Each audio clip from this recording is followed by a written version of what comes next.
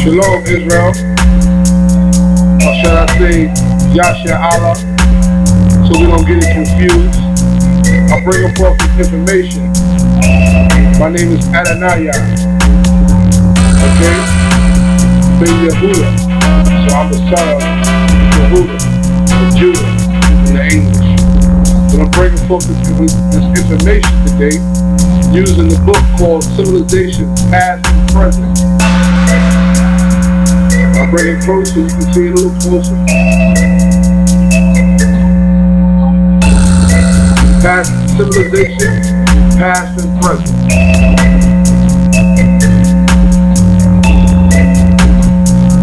Now I'm going to take you to a piece of history that was recovered by these brothers who wrote this book. You can do the research, you can look up the book called Civilizations, again, Civilizations, Past and Present. You can look it up online, you can Google it, however you do it with your search engine, whatever search engine you use. But I'm going to go right here, and it would be page 28, about we're dealing with the Hebrews. Now, this is history dealing with the Hebrews. It's called the Hebrew Kingdom. You can see it. I tried my best to get in there and see it. It's the Hebrew Kingdom. Okay? And in this book, it tells you in war, diplomacy, inventions, and art, the Hebrews contributed little of great significance to history. In religion and ethics, however, their contributions to the world's civilization was monumental. Out of their experience grew three great religions: Judaism, Christianity, and Islam. So, what is implicated is that Judaism, that you see the Jews claim today, or the Jewish people claim today, Christianity, what you see Christians claim today, Islam, what you see Islamic people claim today, they all come from the Hebrew kingdom. So these Hebrew kingdoms were up and running with the authority of the Most High before any one of these three other significant groups. These groups came from the Hebrew kingdoms. Again, I'm going to show you from the book Civilization, Past and Present, 10th edition. You can do the research, you can look it up, you can Google it, you can search engine. We're going to page 28, where it says the Hebrew Kingdoms. Okay? Where you can see ancient Israel, 8th century BCE. Alright, you can see the landmass, and you can go in here and get the history. I'll give you a little more history.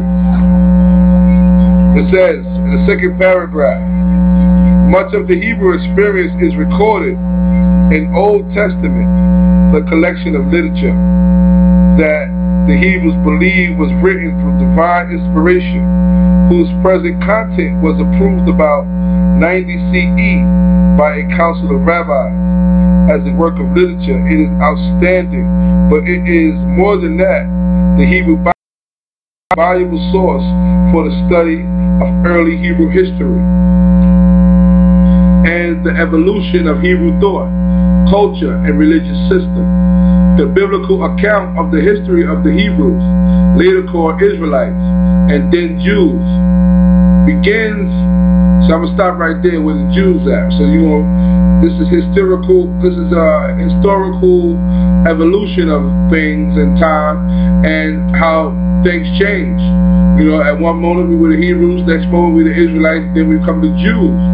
Now, you know, it depends on who is in power, who has the authority to control a particular religion or a particular culture today, because we know in time, in dispensation of time, in slavery, we have lost our culture, our language, our ways, our God, and everything. So therefore, you know what I mean, it was able to be taken away from the original Hebrews and made to become Jews or Jewish people.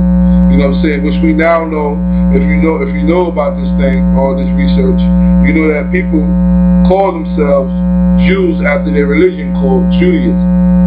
Okay? So Judaism is a religion, as well as Christianity is a religion, as well as Islam is a religion. But the tenets and the information all come from the Hebrew characters, the Hebrew people. Okay? So let's not get that confused. Understand that, because this is what the history book is implicating. This is what the Bible also implicates. So give me a minute. Alright? Begins with the patriarchal clan leader Abraham, called in Genesis 14 and 13 the Hebrew, a nomad or a wanderer. A nomad or a wanderer. About 1900 BCE, Abraham is said to have led his people out of Ur in Sumer, where they had settled for a time. In their wanderings, Abraham is credited with leading his followers to the northwestern Mesopotamia. These people remained nomadic.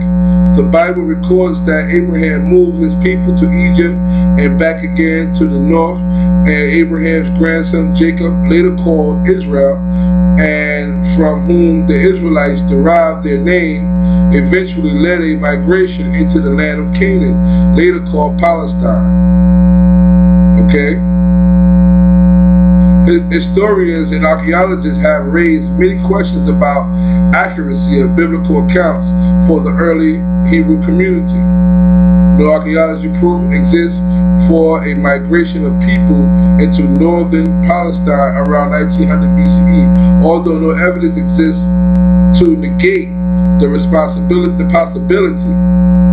Recently, archaeologists have suggested that the culture of age of the founders of the Hebrew community, that culture describes in the early books of the Bible, best describes Hebrew culture around 1100 BCE and not 800 years earlier. But as you can see, you can go into this book and you can get Hebrew history. Alright? You can get the understanding of why we have a Bible and what this Bible consists of. The Bible consists of Hebrew history.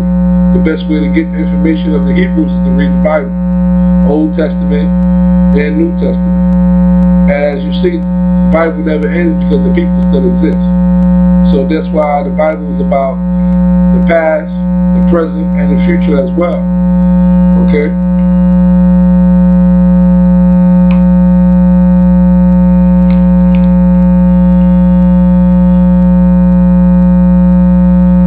Speaks about the Hebrew religion.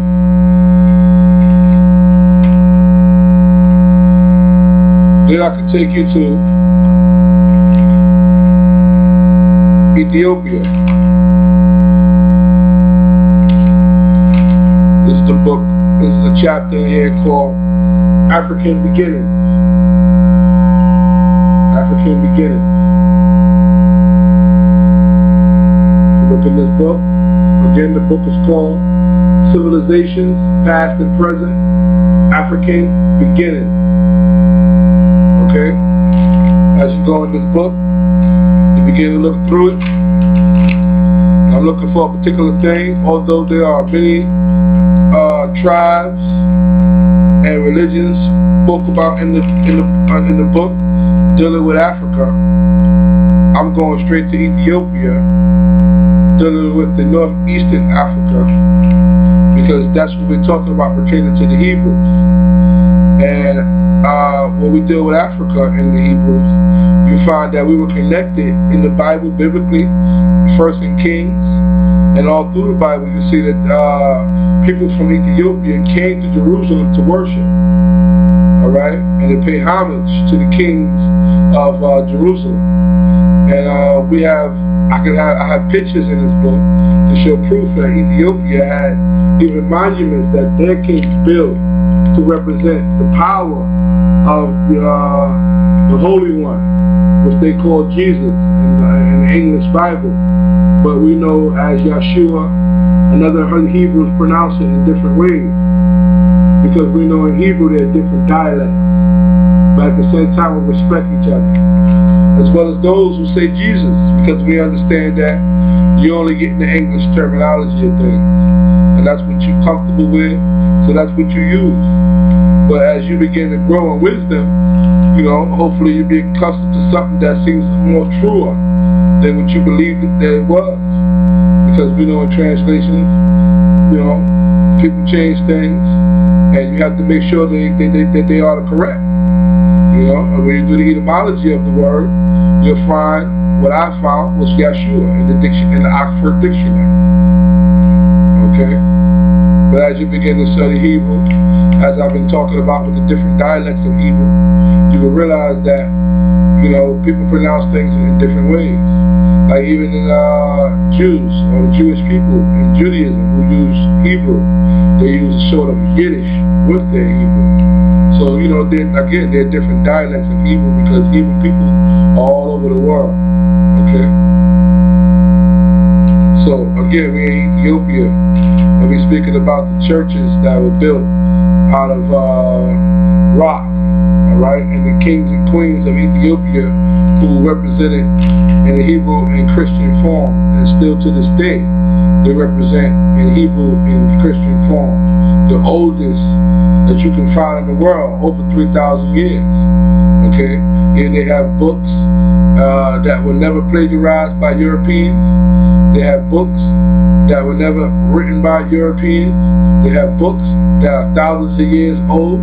They have artifacts. They have things that we can prove that the Bible is actual and factual. Okay? So this is Africa we're talking about. This is our motherland, you know what I'm saying, that we claim. But a piece of our history from the Bible is also there, as well as other people's history and cultures are there. Alright? We ain't going to take the time out to knock them, because we would cause war with our people, and that's not what we're trying to do. But we try to represent who we are, and what we're about, and what our culture is, and what we represent, and what makes us, what sustains me, and what can sustain you.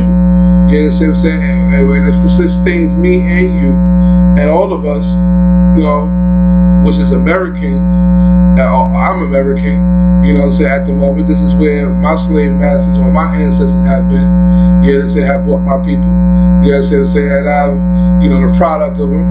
Now I'm coming back to who I am, and coming back to culture and civilized behavior. So a lot of us need to be civilized in our behavior, so if we're on the same page with one another, then we can get along. We can put one and one together and make two. But if we don't see eye to eye, you know, how can we ever do anything together? So, you know, I promote, you know what I'm saying, group activity, you know what I'm saying? I promote group activity so that we can learn how to get along as brothers and sisters, you know what I'm saying, and we can build.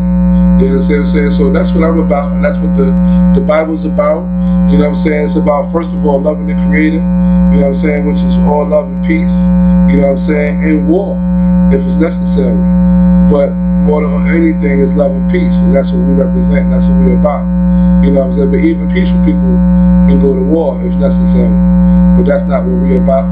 So let's just bring peace to each other and love to each other, so we can continue to grow as a people. And one day we'll grow out of a situation that we were once brought into, which is called slavery. I say in this dispensation of time. Alright, so we need to be culturalized, so we can be equalized, so we can come together and do the things we need to do as a people, under the power. So the power could use you as it used me to do a video like this, which I never thought I'd be doing. I'm kind of nervous to do it, and I hope the people don't judge me as much, but I did the best I could. Peace and blessings.